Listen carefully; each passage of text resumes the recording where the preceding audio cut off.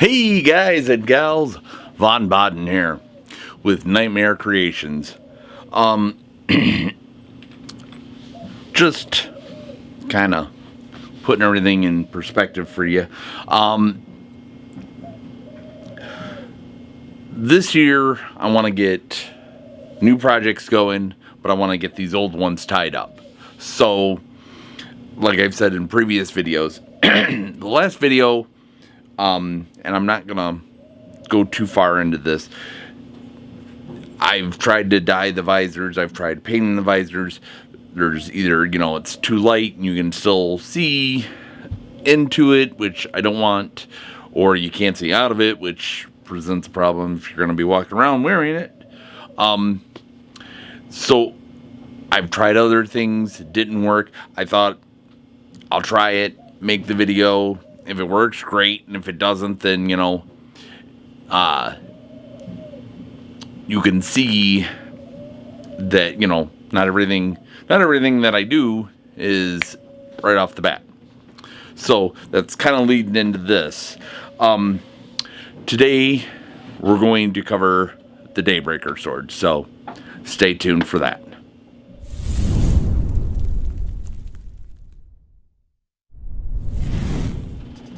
Hey guys, back. The Daybreaker Sword, I've tried to find something to prevent the foam issue of floppiness. And this is one of the panels, which you'll see in a minute. We'll get to that. The issue was I needed to make something that was rigid, that would be in the core of the sword. So my initial thoughts was putting wire in there, a very stiff wire.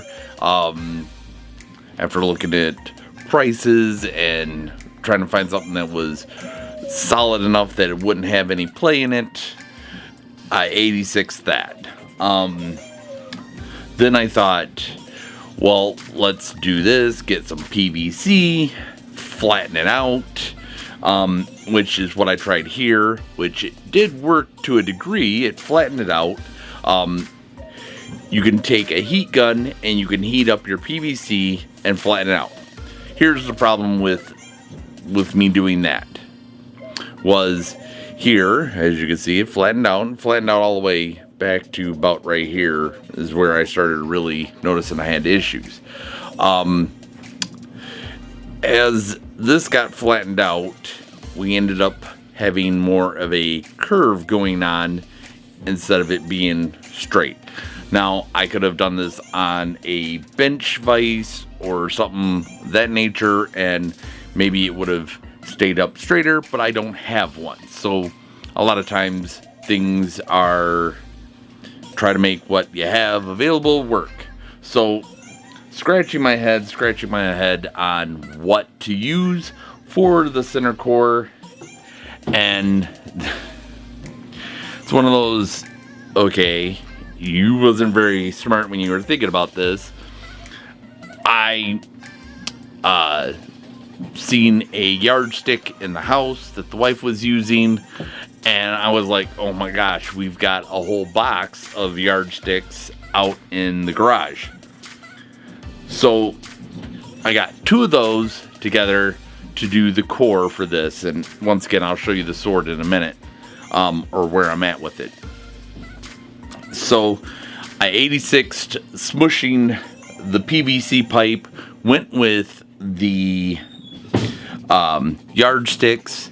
I took one yardstick and I drilled holes in it to have the hot glue on the bottom able to come up through the center of it, and kind of use the hot glue gun in the holes to kind of have it go the other way so it was secured. Then I laid a second one with holes that were drilled in different locations on it and did basically the same thing, covered the whole thing,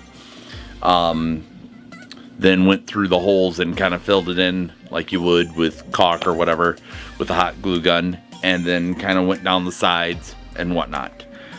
I ended up putting the PVC tube on there and squirting that full of hot glue to kind of make it all solid, and whatnot. So I had PVC tubing that was left over from some of the kids' saber hilts that I've been working on, lightsabers.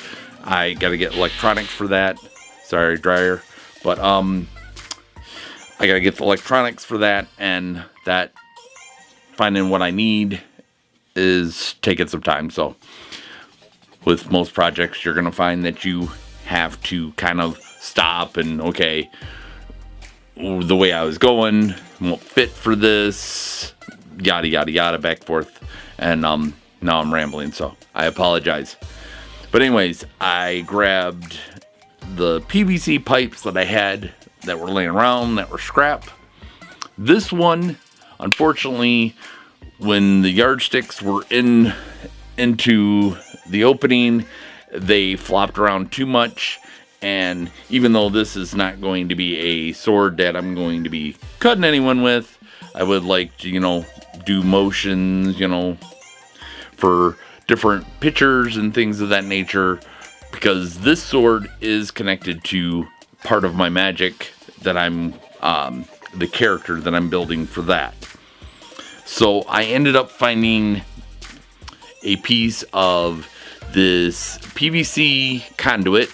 And this was a little bit too small for the yardsticks, so I ended up shaving maybe an eighth, a quarter of an inch at the very most off of it to get the yardsticks to fit inside the handle. I went in about 6 inches of the handle to make sure I had a good solid base, and then these will go over both sides of the sword. One, so I can add a little bit more definition, a little bit different layers to the sword.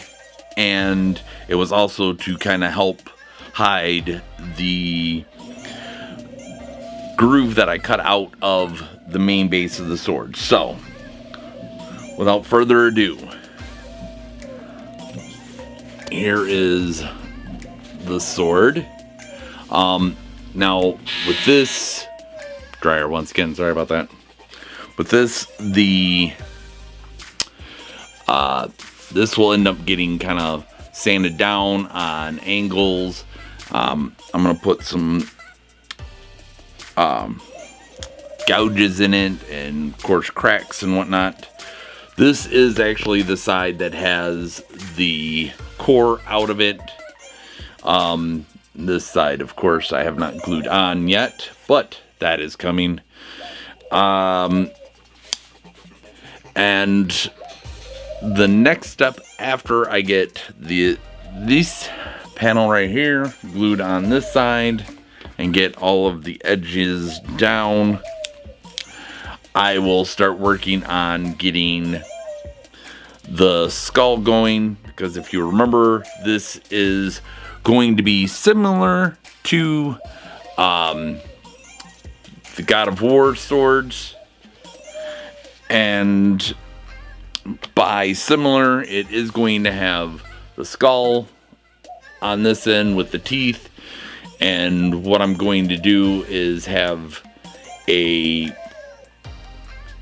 hose that will, a very thin hose. I don't have it out here, or I'd show it to you, but I will do my best when I get to that point to do some video on how I went about that. Anyways, I'll have the hose coming up and underneath the skull. The teeth will be up and more of a dragon type teeth, the rounded fangs. So the smoke will be able to come out from underneath, out of its mouth. Its eyes will be lit up, is the hopeful end result of all of this. And all of the mechanics of that will get hidden in the back part of the skull that will come down and come over the end of this blade. But I made this a two-handheld sword, and I'm really loving how this came out so far. This was a pretty lengthy project to even attempt to do, and yeah, it has been fun, we'll put it that way. That's a good way to put it. So all of this is EVA foam except for the handle, the yardsticks, of course.